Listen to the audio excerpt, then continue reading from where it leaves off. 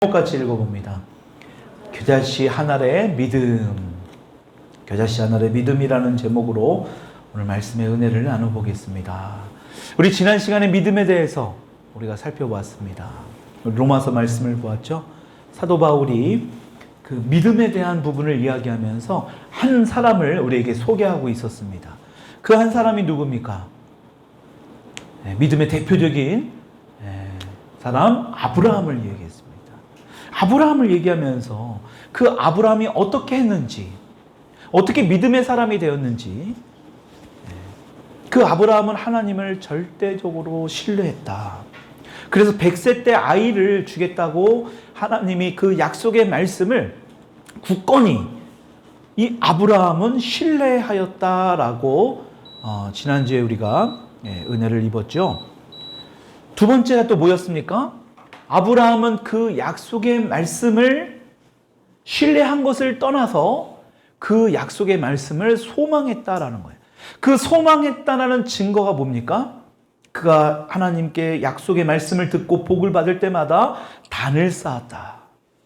단을 쌓았다라는 말은 예배를 드렸다라는 거예요. 우리가 예배 드리는, 기도하고 하나님께 찬양하고 하나님의 말씀을 다시 기억하면서 하나님께 예물도 올려드리고 그 하나님의 은혜에 감사하면서 그 소망을, 하나님의 그 약속을 아브라함은 간절히 소망했다.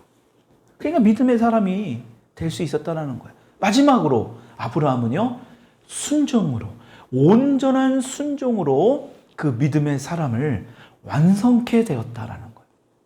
이삭을 하나님께 드리는 순종.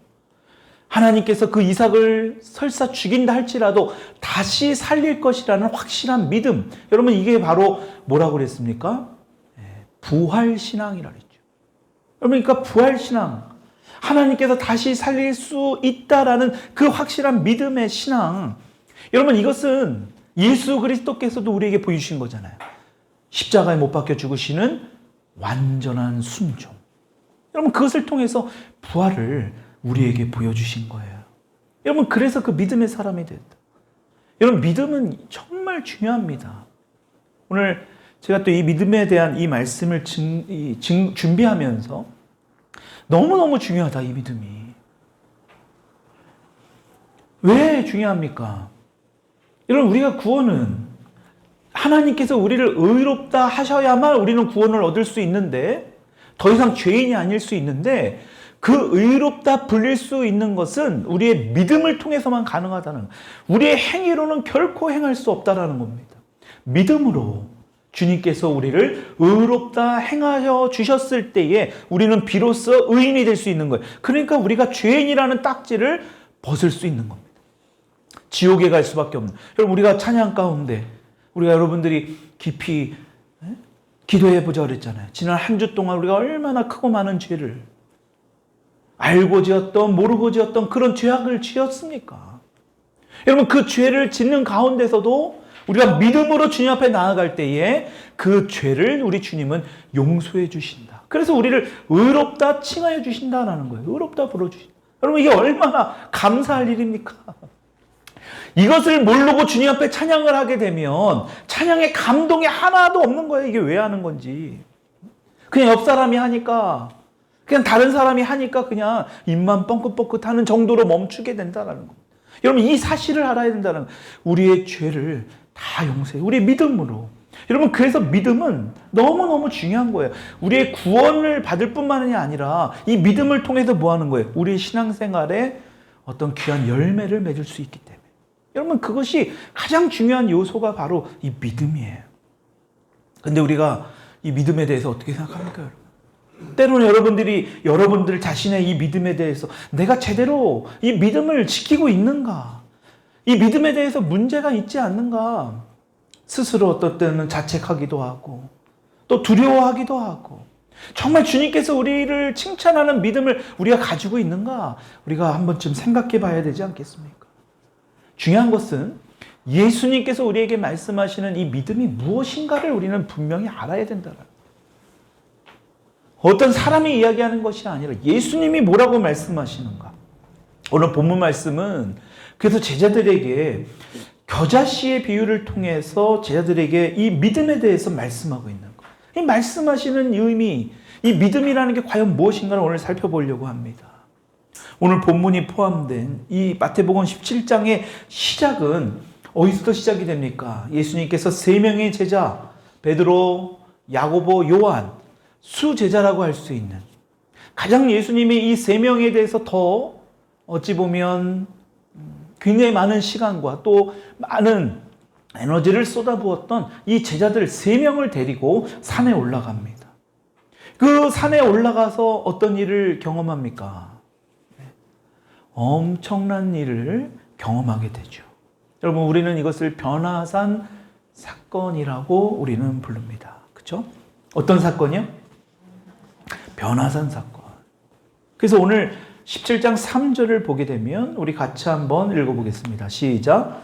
그때에 모세와 엘리야가 예수와 더불어 말하는 것이 그들에게 보이거늘. 지금 예수님께서 누구랑 대화를 하고 있어요? 누구랑 대화한다고요? 모세와 엘리야. 구약도 아닌데 지금 신약에 와서 예수님이 지금 모세와 엘리야를 만난 겁니다. 이 장면을 가만히 지켜보고 있던 이 베드로가 너무너무 놀라기도 하고 너무너무 좋았던 겁니다. 왜? 성경 속에서만 나왔던 그 인물을, 그 사람을 실제로 만나니까요. 여러분, 지금 오늘 이 말씀하시는 이 성경 말씀이 그냥 누가 지어낸 그냥 허구적인 이야기가 아니에요. 실제입니다, 실제. 실제로 모세와 엘리야를 지금 예수님이 만나고 있고 그 세 명의 제자들이 그것을 지켜보고 있다라는 겁니다. 그때 그 베드로가 이 장면을 보면서 뭐라고 얘기합니까? 4절 한번 읽어봅시다. 시작. 베드로가 예수께 여쭈어 이르되 주여 우리가 여기 있는 것이 좋사오니 만일 주께서 원하시면 내가 여기서 초막 셋을 짓되 하나는 주님을 위하여 하나는 모세를 위하여 하나는 엘리야를 위하여 하리이다. 너무너무 좋으니까요. 예수님의 집을 짓고 모세를 위해서 집을 짓고 엘리야를 위해서 집을 지어서 여기서 영원히 살고 싶은 그 베드로의 고백을 우리가 볼 수 있더라. 너무너무 좋으니까요. 그것이 얼마나 좋으면 우리가 이런 경험을 해봐야 되지 않겠습니까? 그때에 어떤 일이랍니까? 5절 말할 때에 호련히 같이요. 말할 때에 호련히 빛난 구름이 그들을 덮으며 구름 속에서 소리가 나서 이르시되 이는 내 사랑하는 아들이요 내 기뻐하는 자니 너희는 그의 말을 들으라. 여러분, 지금 하나님의 음성이 지금 구름 속에서 들리는 거예요. 그때 예수님의 얼굴도 정말 해와 같이 빛이 나고 옷들도 완전히 빛으로 막 그 빛나는 구름 속에서 그냥 빛으로 가득한 곳에서, 그러니까 온통 빛이야, 빛. 어둠이 없는 그런 빛에서 하나님의 음성이 들리는 거예요. 여러분, 이것이 바로 우리가 가야 할 본향을 지금 말씀하고 있는 거예요. 그 베드로는 그것을 경험을 했기 때문에 너무나 좋으니까요. 다시 밑으로 내가 살고 있는 저 아래로, 아래 살고 있는 그 땅으로 가고 싶지 않은 거예요. 억만금을 준다 하더라도 베드로는 아마 거절했을 겁니다. 여러분, 이것을 지금 이 제자들이 직접 예수님과 함께 경험하고 있는 거예요. 근데 오늘 이 사건 이후에 다른 복음서에 같은 사건을 기록한 누가복음을 보게 되면 이튿날 산에서 내려오셨다라고 합니다. 그러니까 이튿날 후에 이곳에서 이러한 놀라운 일을 경험한 이튿날 후에 산에서 내려오는데 오늘 본문 말씀에서 우리가 읽은 17절부터 14절부터죠. 14절부터 있었던 일이 일어나게 된 거예요. 우리 14절 다시 한번 읽어봅시다. 시작. 그들이 무리에게 이르매 한 사람이 예수께 와서 꿇어 엎드려 이르되 15절 주여 내 아들을 불쌍히 여기소서. 그가 간질로 심히 고생하여 자주 물에도 넘어지며 물에도 넘어지는지라. 16절 내가 주의 제자들에게 데리고 왔으나 능히 어떤 이유였던지 귀신 들린 그 아이의 아버지가 그 아이를 데리고 예수님께 고쳐달라고 지금 오게 된 거예요. 근데 예수님께서는 아마도 변화산에 계셨기 때문에 이튿날 후에 내려오셨다 그랬잖아요. 그래서 이 아버지가 이 제자들이 있으니까 예수님의 제자들에게 내 아들을 고쳐달라고 치유해달라고 맡겼던 겁니다. 근데 문제는 이 제자들이 어떻게 합니까? 고쳐줬습니까? 못 고쳐줬습니까? 고쳐주지 못했다. 귀신 들린 이 아이를 전혀 고치지 못했다라는 거예요. 17절에 그러자 그 모습을 본 예수님이 이렇게 말씀해요. 17절 시작. 예수께서 대답하여 이르시되 믿음이 없고 패역한 세대여, 내가 얼마나 너희와 함께 있으며 얼마나 너희에게 참으리요. 그를 이리로 데려오라 하시니라. 이리로 데려와라. 예수님께서 이미 제자들이 그렇게 치유하지 못하고 귀신을 쫓아내지 못한 모습을 보고 아이를 데려오라 말씀합니다. 그리고 나서 어떤 일이 벌어집니까? 18절 이에 예수께서 꾸짖으시니 귀신이 나가고 아이가 그때부터 나으니라. 예수 그리스도 능력으로, 주님의 능력으로. 예수님께서 그러셨겠죠? 내 이름으로 너는 이 아들에게서 떠나갈지어다. 그냥 바로 떠나가 버리는 거예요. 여러분, 중요한 거는 왜 남은 제자들이, 아마 베드로, 야고보, 요한을 제외한 나머지 그 예수님과 함께 했던 이 제자들이 왜 귀신을 쫓아내지 못하였을까? 먼저 이 사건을 기록한 마태복음을 비롯한 다른 복음서, 세 복음서, 마가복음, 누가복음에도 똑같은 이 장면이 나오거든요. 오늘 본문에 기록된 마태복음 이 15절에 뭐라고 나옵니까? 이 아이의 상태가 어떻다고 나와요? 15절 보니까 간질로 자주 불 속에 빠지기도 하고 물 속에 빠지기도 하고. 여러분, 그게 바로 이 아이의 상태를 지금 이야기하는 거예요. 간질로 발작을 일으켰다라는 거예요. 근데 마가복음에는 어떻게 나오느냐? 앞에 띄워놓은 말씀 읽어봅시다. 시작. 귀신이 어디서든지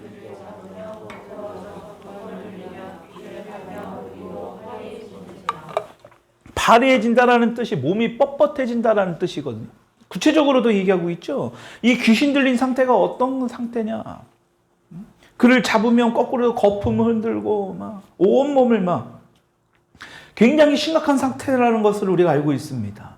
근데 마태는요, 마태복음에서는 예수님께서 그 귀신을 꾸짖자 나갔다라고 간단하게 묘사되어 있지만 누가복음에는 또 어떻게 나오느냐? 누가복음 9장 42절 읽어봅시다. 시작.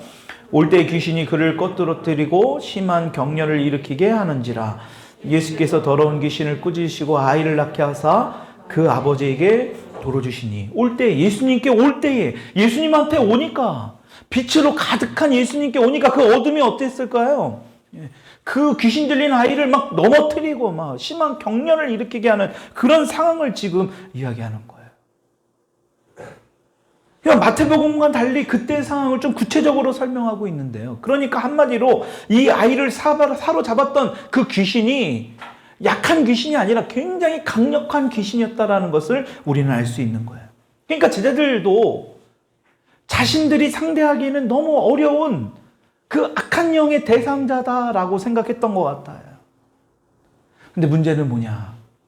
여기서 우리가 알아야 될 것은 예수님께서는 이미 이 사건 이전에 12명의 제자들을 세우셔서 이 12명의 제자들이 이렇게 말씀하셨다라는 거예요. 마태복음 10장입니다. 1절. 17장 우리가 본문 말씀이니까요. 10장 말씀의 1절에 이렇게 기록합니다. 시작. 그의 12제자를 부르사 더러운 귀신을 쫓아내며 모든 병과 모든 약한 것을 고치는 권능을 이미 주셨다라는 거예요. 귀신을 쫓아낼 수 있는 능력을 이미 주셨다. 병을 고칠 수 있는 권능을 이미 주셨다라는 겁니다. 마가복음에서도 똑같이 또 이렇게 말씀합니다. 마가복음 6장 7절 읽어봅시다. 시작. 12제자를 부르사 둘씩 보내시며 더러운 귀신을 제어하는 권능을 주시고, 실제로 제자들은요 이런 권능을 받고 세상 가운데 나아가서 제자들이 귀신을 쫓아내고 병을 고치는 그러한 사역을 직접 했습니다. 근데 왜 오늘은 이 귀신을 쫓아내지 못했느냐라는 거예요. 이미 그런 사역을 해봤는데, 경험했는데, 둘씩 짝을 져서 예수님이 그 권능을 주셔서 이들이 그것을 했는데 왜 이들이 오늘은 이 귀신을 쫓아내지 못했느냐? 여러분, 이것이 중요한 문제예요. 오늘 이 제자들에게 나타난 문제가 과연 무엇이냐라는 거예요. 똑같은 상황이었는데도 왜, 물론 우리가 봤을 때는 조금 심한 어떤 모습이 있었다 할지라도요. 여러분, 중요한 것은 예수님의 능력 앞에 그 어떤 것이 굴복하지 않을 수 있느냐라는 거예요. 왜 근데 제자들이 쫓아내지 못했는가? 무엇이 도대체 문제였는가? 바로 믿음의 문제였다라는 거예요. 분명 제자들은 이 아버지가 아들을 데려왔을 때 발작을 일으키니까요. 예수님의 이름으로 명하노니 떠나갈지어다. 아마 그렇게 했을 거예요. 근데 아무 일도 일어나지 않았을 겁니다. 더 발작했는지도 모르죠. 이때 제자들의 마음이 어땠을까요? 예전에는 예수님께서 그 권능을 받고 행했을 때 분명히 됐는데 안 되는 거예요. 몇 번 더 같은 시도를 했을지도 몰라요. 예수의 이름으로 떠나갈지어다. 근데도 이 아이는 변화가 없는 거예요. 이때 제자들이 어떤 생각을 했을까? 아마 자신들에게는 이 귀신을 쫓아낼 수 있는 능력이 없다고 생각해요. 그 말은 다시 말하면 귀신에게 내가 제압을 당하게 되는 거죠. 악한 영에게 내가 제압을 당하는 거예요. 나에게 그런 능력과 권능이 분명히 있음에도 불구하고 보여주는 현상 때문에 결과적으로는 뭐가 되느냐? 내가 결코 이길 수 없구나. 우리의 삶에서도 똑같이 일어나는 일들이죠. 여러분들이 기도를 통해서 그 악한 것들을 물리치는 기도를 대적하는 기도를 행했을 때에 그것들의 변화가 당장 일어나지 않게 됐을 때 우리의 마음은 이 제자들과 마음과 동일할 수 있다라는 거예요. 지금 우리에게 그 권능과 능력이 부어졌음에도 불구하고 그것을 부정하게 된다라는 거예요. 여러분, 그래서 우리가 우리의 삶에서 자꾸 우리의 모습을 조명하는 것이 중요합니다. 왜 자꾸 목사님은 왜 자꾸 자신의 모습을 들치게 해서, 여러분, 제가 지금 양촌에서 치유를 받는 몇몇 분들 중에 계속해서 지금 한 달에 한 번씩 오셔서 치유를 집중적으로 받으시는 분들이 있습니다. 이분들이 가장 힘들어하는 게 바로 그거예요. 자신의 모습을 들춰서 그것을 기록하고 그 쓴 라이프 스토리를 통해서 치유받는 것 자체가 너무 힘들다라는 거예요. 그동안 자신은 여기에 문제점을 찾지 몰랐는데, 무슨 문제인지도 몰랐는데, 이제 그것들이 하나씩 수면 위로 올라오기 시작하니까요. 너무너무 힘들어하는. 그런데 문제는 그 가운데 그 문제가 해결되고 그 문제의 본질을 보기 시작하면서 이들의 삶이 조금씩 변해지더라라는 거예요. 지금 제자들은요, 예수님께서 자신들에게 주었던 그 권능, 그 능력, 지금 보여지는 현상에만 빠져 있는 겁니다. 이 아이가 전혀 요동하지 않는 거예요. 자신들의 말에도 예수 그리스도의 이름을 명령을 해도 이 아이가 잠잠해지지 않으니까요. 그러는 상황 가운데 그 귀신 들린 아이를 예수님이 단번에 쫓아내 주시고 치유해 주십니다. 그리고 제자들과 예수님만 남게 돼요. 그리고 제자들이 예수님께 조용히 묻습니다. 오늘 19절 한번 읽어봅시다. 시작. 이때 제자들이 조용히 예수께 나와 이르되 우리는 어찌하여 쫓아내지 못하였나이까. 여러분 잘 보십시오. 조용히 나아갔다. 자신들도 그렇게 했는데 안 되는데 예수님은 그냥 단번에 되니까요. 그때에 예수님께 왜 우리는 안 됩니까? 그럴 때 예수님이 뭐라고 말씀합니까? 20절 읽어봅시다. 시작. 이르시되 너희 믿음이 작은 까닭이니라. 믿음이 작은 까닭이다. 여러분, 예수님께서는 이 모든 상황을 이미 다 알고 계신 거예요. 아마 변화산을 올라갈 때부터 이런 일이 있을 거라는 것을 예수님이 이미 다 아신 겁니다. 근데 막상 이 일이 일어나니까 예수님께서 제자들에게 뭘 한 걸까요? 훈련을 시킨 거예요, 지금. 다 이런 일이 일어날 거라는 거 알고. 지금 귀신 들린 아이를 치유하는 것도 중요하지만 더 중요한 건 이 일을 통해서 내가 이제 예수님이 십자가에서 죽으시고 3일 만에 부활하셔서 하늘로 승천하시고 나서 남아있을 제자들이 이 땅에서 무언가를 하나님의 나라를 이뤄나가야 되는데 이제 너희들이 정말 중요한 일을 행해야 되는데 제자들이 뭔가를 이번 일을 통해서 깨닫기를 우리 주님은 원하셨던 거예요. 그래서 중요한 것은 우리가 아무리 어렵고 힘든 일을 지날 때 말이에요. 여러분 중요한 건 뭡니까? 그 일을 통해서 내가 무엇을 깨달았는가? 그 힘든 고난을 통해서 그 어려운 일들을 통해서 우리는 과연 무엇을 깨달았는가? 여러분 그것을 깨달았을 때 우리가 신앙적으로 더 성숙해지고 더 변화가 되는 거 아닙니까? 근데 그것이 변화가 안 되면 우리는 똑같습니다. 결코 변화되지 않는 거예요. 그러니까 예수님도 제자들이 이러한 사건을 통해서 너희들이 지금 질문했잖아요. 왜 우리는 안 됩니까? 아니 이런 일을 행해봐야 이것도 질문할 수 있는 거 아닙니까? 믿음 생활을 통해서 이러한 일들도 경험해 봐야 되는 거잖아요. 근데 예수님은 이것을 이미 알고 계셨던 겁니다. 그러자 예수님이 믿음에 대해서 말씀하고 있는 믿음이 너무나 작다. 너희들이 더 큰 권능을 얻어야 되고 너희들이 더 큰 능력을 취해야 되고 너희들이 기도도 더 많이 하고 금식도 더 많이 해서 그 권능을 취해야 돼. 이런 말씀이 아니에요. 믿음을 말씀합니다. 믿음이 적기 때문이다. 그리고 나서 우리가 너무나 잘 알고 있는 이 말씀을 진실로 너희에게 이르노니 예수님께서 성경을 보면 진실로 너희에게 이르노니 강조하는 부분이 있어요. 너무너무 중요하다라는 거예요. 뭐라고 말씀해요? 진실로 너희에게 이르노니 같이 읽어봅시다. 시작. 만일 너희에게 믿음이 겨자씨 한 알만큼만 있어도 이 산을 명하여 여기서 저기로 옮겨지라 하면 옮겨질 것이요 또 너희가 못할 것이 없으리라. 무슨 믿음만 있으면? 겨자씨 한 알만큼의 믿음이에요. 이 말은 다시 말하면 겨자씨 한 알만큼의 믿음이 너희들에게 있느냐? 이것을 우리에게 물어보는 거죠. 여러분 우리가 이것을 잘못 해석하는 경우가 있거든요. 이 말씀을 겨자씨 한 알이라니까 여러분 겨자씨 보셨나요? 너무너무 이게 보이지 않을 정도예요. 핀셋으로 잡아야 될 정도로 아주 작은 알갱이입니다. 모래 알갱이 정도 되는 엄청나. 예전에 한번 보여드린 적이 있었는데 이 겨자씨 한 알이 엄청 작습니다. 우리 대부분의 그리스도인들은 이 말씀에 이 본문 말씀을 읽으면서 대부분 아주 작은 믿음이라고만 생각합니다. 왜? 겨자씨가 우리 눈에 아주 보이지 않는 작은 씨앗이니까.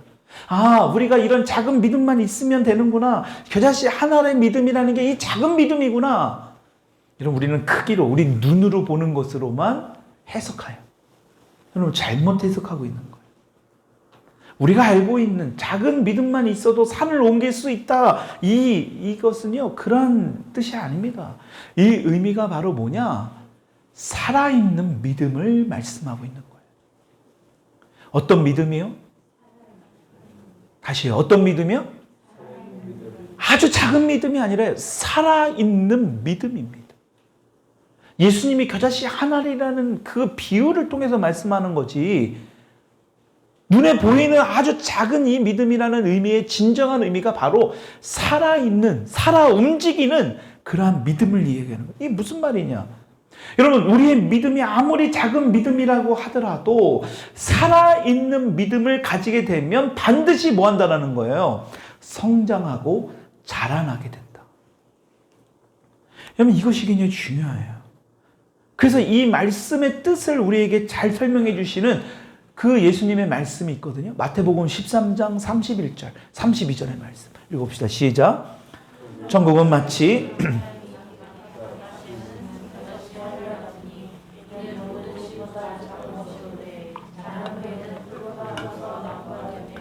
공중의 새들이 와서 그 가지에 깃들여 지느니라. 여러분 잘 보십시오. 아주 작은 겨자씨 한 알이 같다.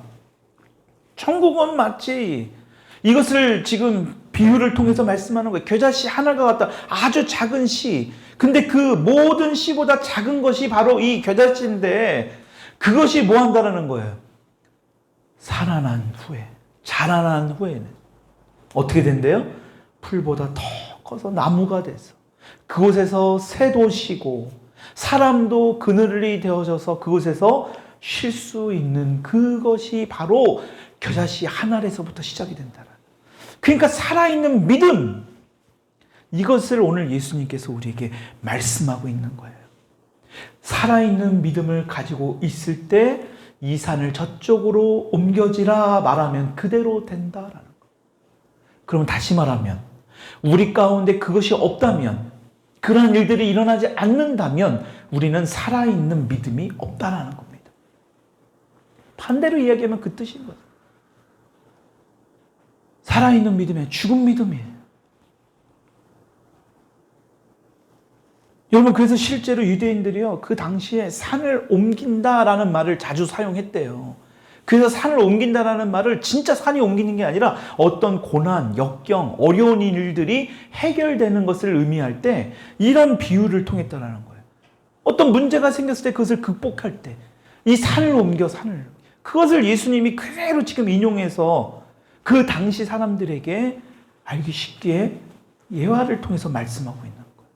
그래서 예수님이요, 만약 너희에게 겨자씨 하늘만한, 다시 말하면 살아있는 믿음이 있다면 어떤 문제가 있다 할지라도 그 문제가 될 게 아니라는 거예요.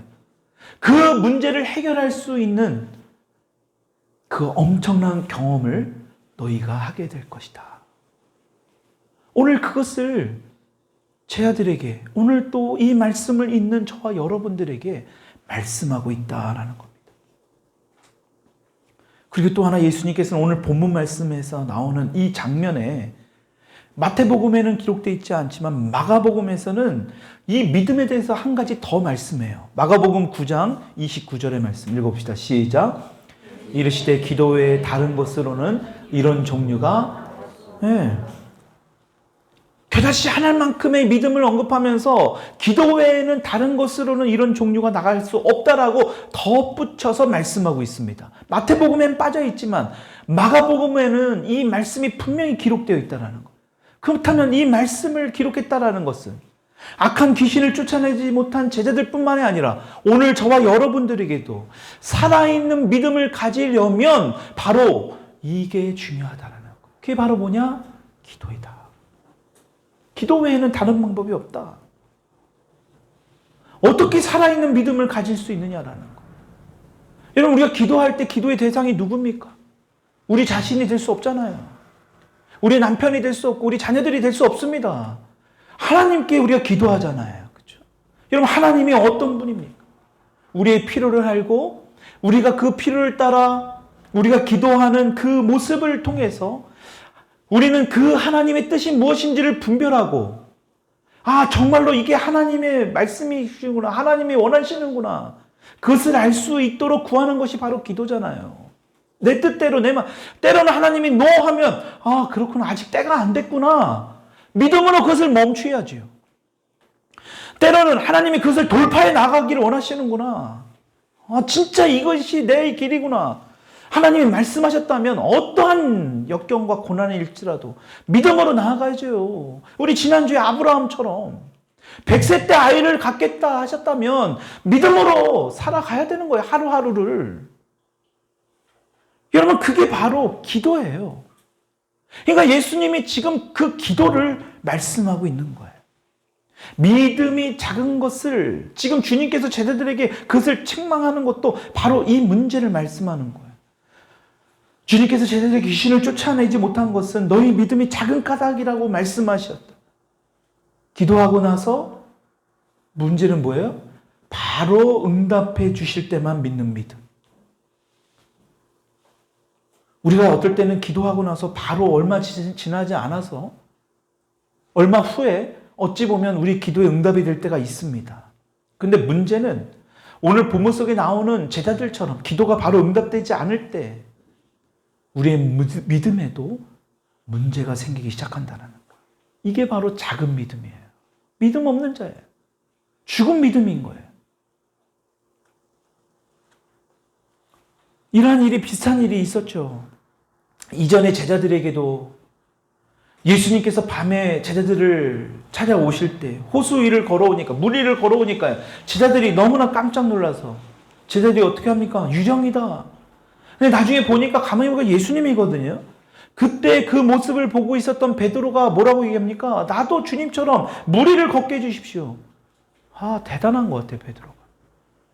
그러니까 최초의 인류가 최초의 사람으로 무리를 걷는 아주 엄청난 일을 경험한 거 아닙니까? 오늘 마태복음 17장에서도 집을 짓고 여기서 살자고 이야기할 정도로 아주 저돌적인 그 베드로예요. 여러분, 근데 그러한 베드로요. 어떻습니까? 물 위를 걷긴 했지만 얼마 가지 않아서 그대로 물 바닥으로 떨어져 내려갑니다. 왜 그럴까요? 예수님이 물 위를 걸어오라 했을 때 물 위로 걸었을 때 분명히 베드로는 걸었는데 주변에 거친 파도를 보고 환경을 보니까 어떻게 됩니까? 바로 물속으로 떨어져 내려가는. 베드로가 가지고 있었던 예수님을 향한 믿음이 순간 작동하지 않으니까요. 그냥 세상 환경을 보니까, 내 상황을 지금 바라보니까요. 그때 주님이 뭐라고 말씀하십니까? 마태복음 14장 31절 같이 읽어봅시다. 시작. 예수께서 즉시 손을 내밀어 그를 붙잡으시며 이르시되 믿음이 작은 자여 왜 의심하니? 그럼 보십시오. 예수님이 그 즉시에 얼마나 감사해요. 그러니까 여러분, 믿음으로 말씀으로 행하면 돼요. 그 나머지는 즉시 주님이 알아서 손을 내밀어 붙잡아 주신다라는 거예요. 근데 예수님이 그렇게 말씀하시죠. 뭐라고 얘기해요? 믿음이 작은 자요. 왜 의심하느냐? 이미 베드로의 마음 안에는 의심이 있었던 거예요. 예수님이 보셨던 거죠, 그게. 정말 물 위를 걷는, 나도 예수님처럼 걷는데 주변을 보니까, 이거 아니야? 잘못된 거 아니야? 베드로에게 예수님이 말씀하신 이 말씀의 의미가 뭐예요? 베드로야, 너가 지금 살아있는 믿음이 있느냐? 왜 불신하느냐? 왜 의심하느냐? 내가 너에게 약속했잖아. 걸어와. 그러면 그 약속을 믿고 그냥 가면 되는데 의심하는 그 순간에, 여러분, 그러니까요, 어둠은 우리 가운데 그 의심하는 순간을 틈타게 만드는 거예요. 여러분, 제자들에게 왜 그러한 강력한 그 간질 발작하는 그러한 악한 귀신이 그 아이를 통해서 제자들을 공격했겠냐라는 거예요. 제자들의 믿음을 공격한 거 아닙니까? 작은 믿음, 죽은 믿음을 공격한 거예요. 그러니까 뭐예요? 너희들의 믿음 체계를 어둠은 공격하는 겁니다. 여기서 아무리 이 말씀을 통해서, 여러분들이 주중에 말씀을 통해서 그 말씀이 진짜 실제로 나에게 와닿는 말씀이 되지 않으면 우리는 죽은 믿음으로 살아갈 수밖에 없다. 어둠은 그렇게 공격해 들어와요. 그러니까 예수님이 베드로에게 너 지금 살아있는 믿음 맞느냐? 살아있는 믿음이야 이게 지금? 책망하고 있는 거예요. 살아있는 믿음이 뭐냐? 아주 겨자씨 한 알만큼 아주 그런 작은 믿음이 바로 살아있는 믿음이라는 거예요. 그러니까 그런 믿음이라도만 있어도 우리는 주님께서 말씀하시는 그러한 믿음으로 살아갈 수 있다. 그 말은 뭐예요? 지금 당장 기도하는 것이 응답하지 않는다 할지라도, 여러분들이 지금 계속해서 간절히 구하는 것이 당장 주님께서 말씀해 주시지 않는다 할지라도, 실제로 일어나지 않는다 할지라도, 그 대상을 놓고 변하게 해달라고 계속해서 그것이 실제 변화되지 않는다 할지라도 뭐 하는 거예요? 신실하신 하나님을 끝까지 믿고 붙들고 포기하지 않고 살아가는 그러한 믿음, 그게 바로 살아있는 믿음이에요. 그게 바로 겨자씨 한 알만큼의 믿음이다. 그러니까 그 겨자씨 한 알이 나중에 나무가 될 것이라고 어떻게 알 수 있었겠느냐라는. 여러분, 그래서 우리는 기도해야 한다라고 성경은 말씀하고 있는 거예요. 조금 전 베드로처럼 주님의 손에 이끌려서 몇 발자국 가다가 내 상식으로는, 내 생각으로는 이 도저히 납득이 안 돼. 이게 이해가 안 되거든요. 그 마음을 뺏기는 순간, 여러분, 우리의 믿음은 순간 죽은 믿음이 되는 거예요. 그래서 오늘도 예수님이 그 말씀을 하는 거예요. 믿음이 작은 자요, 믿음이 없고 패역한 세대요. 너희의 믿음이 작은 까닭이니라. 오늘 이 말씀을 하시는 그 예수님의 의미를 우리가 잘, 그 뜻을, 깊은 뜻이 무엇인지를 우리가 알아야 돼. 어떠한 상황에서도 항상 나를 지켜주시고 나와 동행하시는 그 주님, 이것을 알아가는 것이 살아있는 믿음, 바로 큰 믿음이다. 그래서 예수님이 말씀하는 거예요. 이 살아있는 믿음은 오직 기도 외에는 나올 수가 없다. 여러분,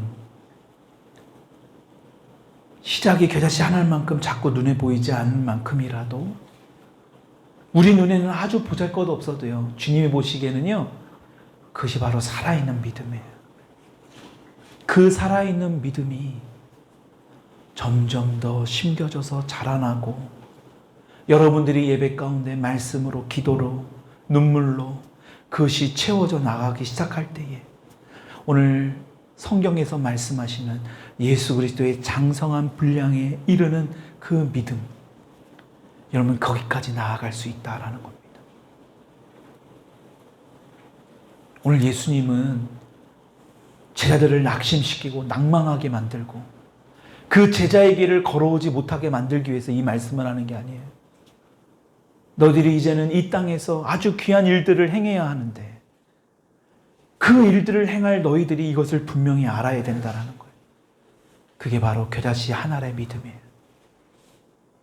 살아있는 믿음입니다. 지금 당장은 아주 작고 눈에 보이지 않는 알갱이 같이 보이는 그러한 믿음이라도 아무 문제 없어요. 여러분들이 아침에 일어나서 말씀으로 시작하려는 그런 아주 작은 믿음이라 할지라도 아무 문제 없습니다. 그런 믿음만 있어도 살아있는 믿음이기 때문에 그 믿음을 통해서 반드시 이 산을 저 산으로 옮기라 하는 그런 놀라운 일들을 우리가 경험하게 될 것이라고 예수님은 말씀하고 있는 거예요. 그러니까요, 예수님의 제자들도 우리와 다를 바가 없는 똑같은 사람에 불과해요. 우리는 여기서 정말로 우리가 다시 한번 깊이 생각해 보셔야 합니다. 우리 안에 진짜 이러한 살아있는 믿음이 있는가?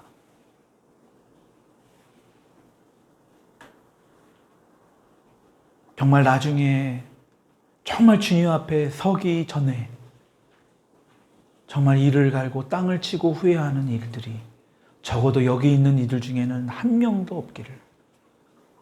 그래서 지금부터 우리가 이러한 믿음의 생활들을, 믿음의 신앙생활들을 잘할 수 있는 저와 여러분들이 될 수 있기를 주님의 이름으로 축원합니다. 우리 같이 이 시간 기도하시길 원합니다.